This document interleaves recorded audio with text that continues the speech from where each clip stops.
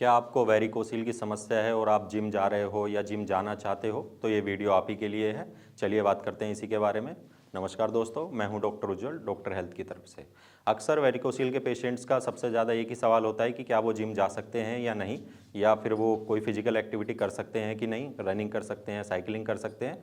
तो मेरा एक ही जवाब है, आपको किसी भी एक ऐसी एक्सरसाइज से या ऐसे काम से बचना है जिसमें आपको वेट पुट ऑन करना पड़ रहा हो या कोई फिजिकल एक्सरसाइज ज़्यादा हार्ड करनी पड़ रही हो, तो आपको वो नहीं करनी है। तो मेरा आंसर है, आपको नहीं करना है और जितना ज़्यादा हो सके बॉडी को रेस्ट देना है। आप क्या क्या नहीं कर सकते अगर आपको वेरिकोसिल की समस्या आ रही है या आपको लग रहा है कि वेरिकोसिल है या रिपोर्ट्स में आया हुआ है, तो सबसे पहले आपको जिम छोड़नी पड़ेगी। आपको किसी भी तरह का फिजिकल एक्सरसाइज में, चाहे आप रनिंग कर रहे हो, चाहे साइकिलिंग कर रहे हो, आप जिम कर रहे हो या वर्कआउट में आप हैवी वेट पुट ऑन कर रहे हो या आप एक्सेसिव मास्टरबेशन कर रहे हो, तो ये सारी आपकी चीज़ों को छोड़ना पड़ेगा।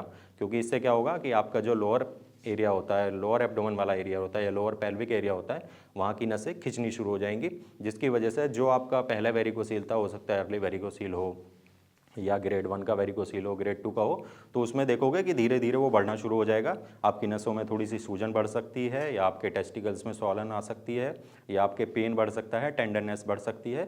तो आपकी इन चीज़ों को अवॉइड करना है। रीज़न इसके पीछे सिंपल सा है कि आपकी वेन्स होती हैं वो रेस्ट मोड में रहती हैं। आप किसी भी तरह की एक्टिविटी में या फिर आप बॉडी को स्ट्रेस देने की कोशिश करते हो, तो वहाँ पे क्या होता है, वो नसों में खिंचाव आना शुरू हो जाएगा।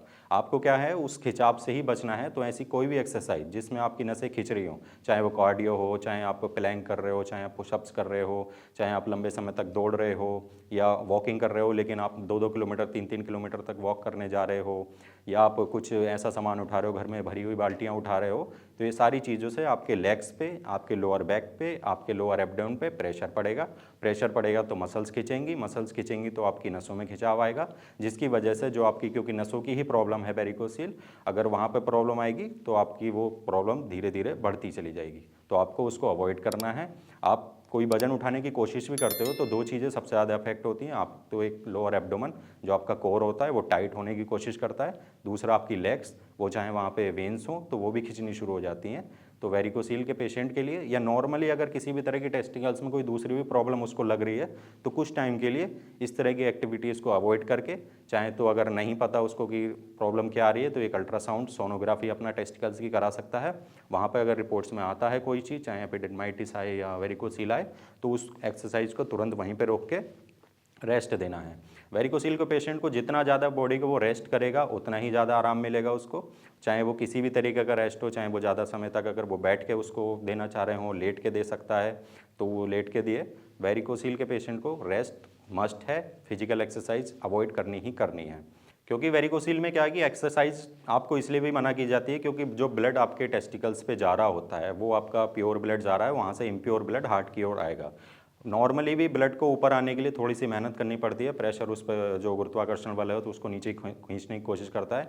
अब वहाँ पे अगर वेरिकोसील की कंडीशन है तो वो और ज़्यादा वहाँ पे फंस के चलेगा, आपको ब्लड हार्ट तक नहीं पहुँचेगा। ऊपर से आप एक्सरसाइज करोगे या फिजिकल एक्टिविटी से उस चीज़ को और बढ़ाओगे, तो ये सारी प्रॉब्लम्स एक साथ मिलकर आपकी जो भी वेरिकोसील है या कोई दूसरी प्रॉब्लम उसको बढ़ाने का काम करती है। तो आपको इन सब चीज़ों को अवॉइड करके चलना है।